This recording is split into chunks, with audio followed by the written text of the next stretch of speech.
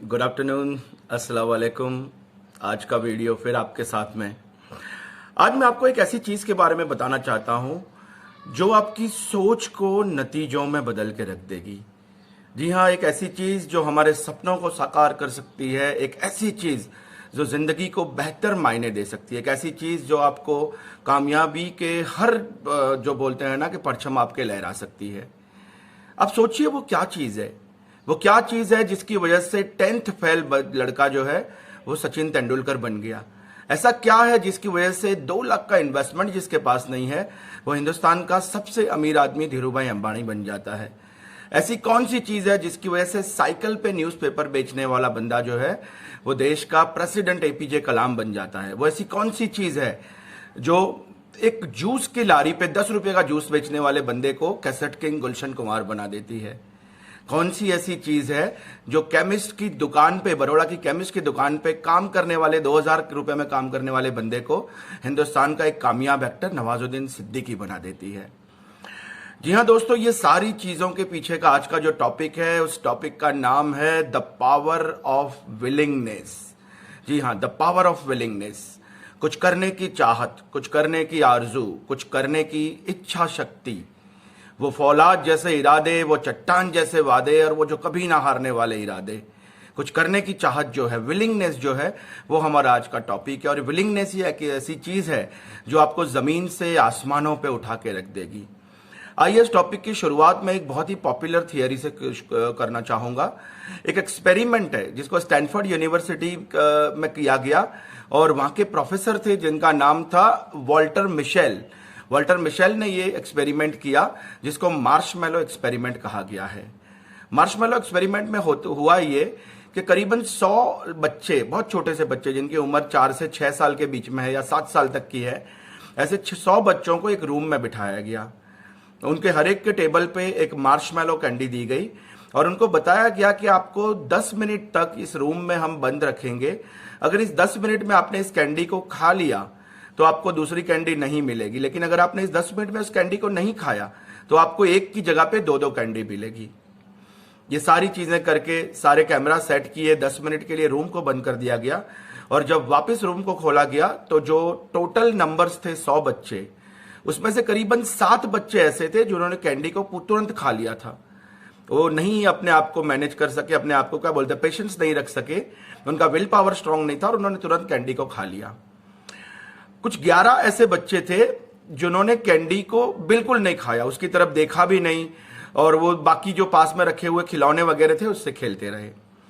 और बाकी के जितने भी लोग थे उन्होंने कैंडी को खाया तो नहीं, लेकिन वो बार बार उसको हाथ लगाते रहे, उसको अपने मुंह तक लाते थे। मतलब आप कह सकते हो कि मन में उन्होंने इसको खा लिया था। एक्सपेरिमेंट जो है वो 1960 का है। करीबन 40 साल के बाद फिर से वो 100 लड़कों का जो डेटा था उसको तलाश किया गया। ये पूरा जो डेटा है वो आपको यूट्यूब पे और गूगल पे आपको मिल जाएगा। तो फिर से जब ये सारे लोगों को तलाश कर दिया गया तो वो 7 बच्चे जिन्होंने तुरंत कैंडी को खा लिया था वो अपनी जिंदगी के सबसे बदतर हालत में थे।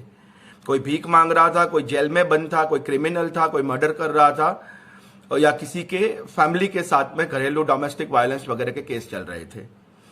बाकी के जो एवरेज लोग थे जिन्होंने कैंडी खाई तो नहीं लेकिन वो बार बार मुंह के पास ला रहे थे वगैरह वगैरह, वो अपनी जिंदगी में एवरेज लाइफ जी रहे थे। मतलब सुबह शाम की बोलते हैं 11 से 5 की जॉब करना, पैसा कमाना, मंथ एंड पे खत्म हो जाना, फिर वही काम करना, कोई नया एक्सपेरिमेंट नहीं। और वो 11 लोग जिन्होंने बिल्कुल ही ध्यान नहीं दिया था वो अपनी लाइफ के सबसे बेहतरीन दौर में थे। कोई किसी कंपनी का सीईओ था, कोई दुनिया का कामयाब बिजनेसमैन था, कोई बड़ा एक्टर था। तो ये पूरा एक्सपेरिमेंट का जो नतीजा है वो ये बताता है कि अगर आप में सब्र है, अगर आप में पेशेंस है, अगर आप में विलिंगनेस है, अगर अपने आप को मैनेज करने की ताकत है तो आप दुनिया में कामयाबी के टॉप लेवल जो है उसको आप हासिल कर सकते हो।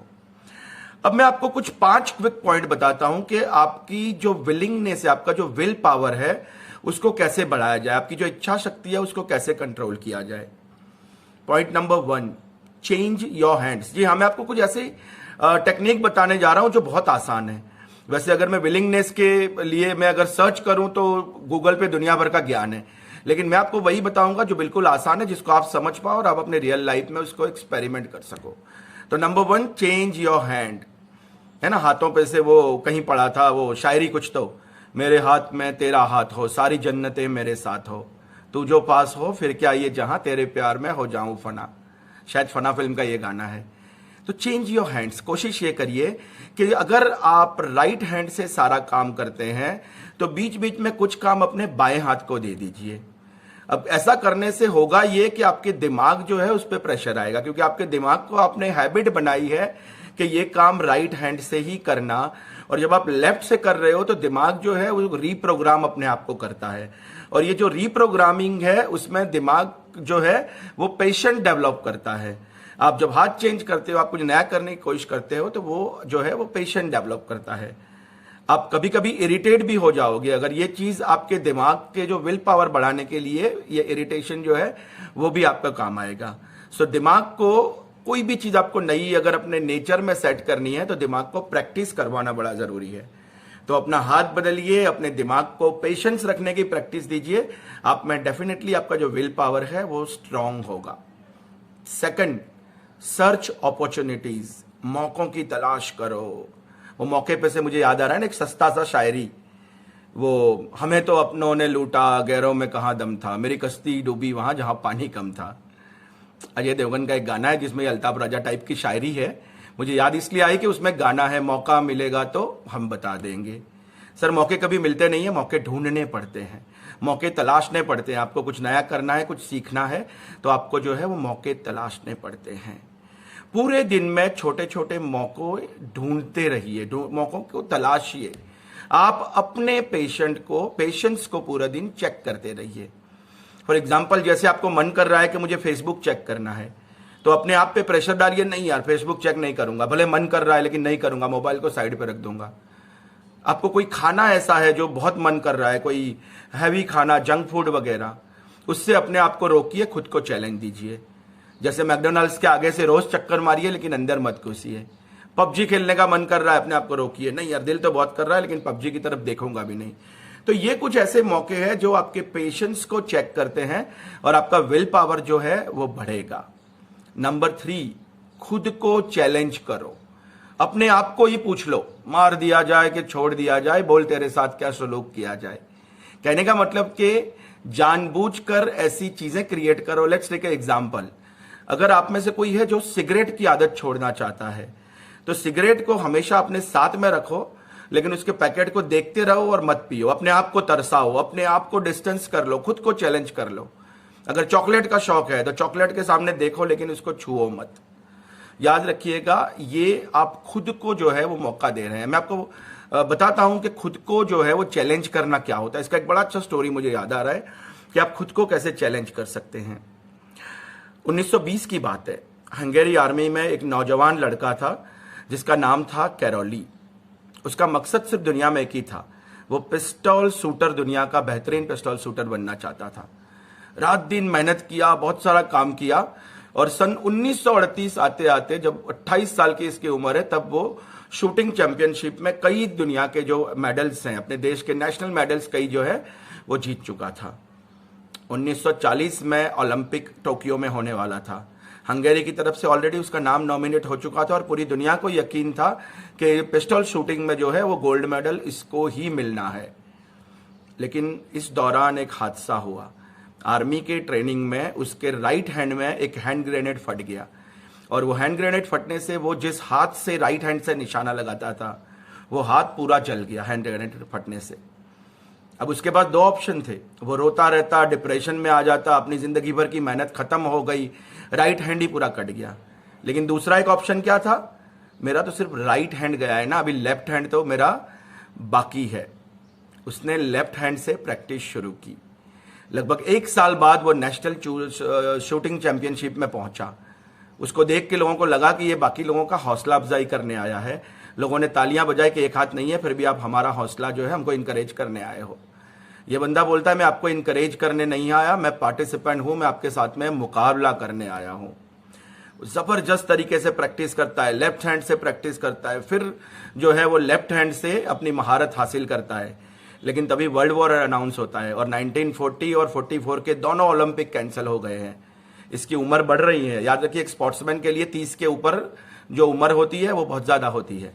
इसकी उम्र बढ़ गई है। 1948 में लंदन में ओलंपिक्स डिसाइड होता है, 48 में ये हिस्सा लेता है और लेफ्ट हैंड के साथ में वो 48 लंदन ओलंपिक्स में गोल्ड मेडल हासिल करता है।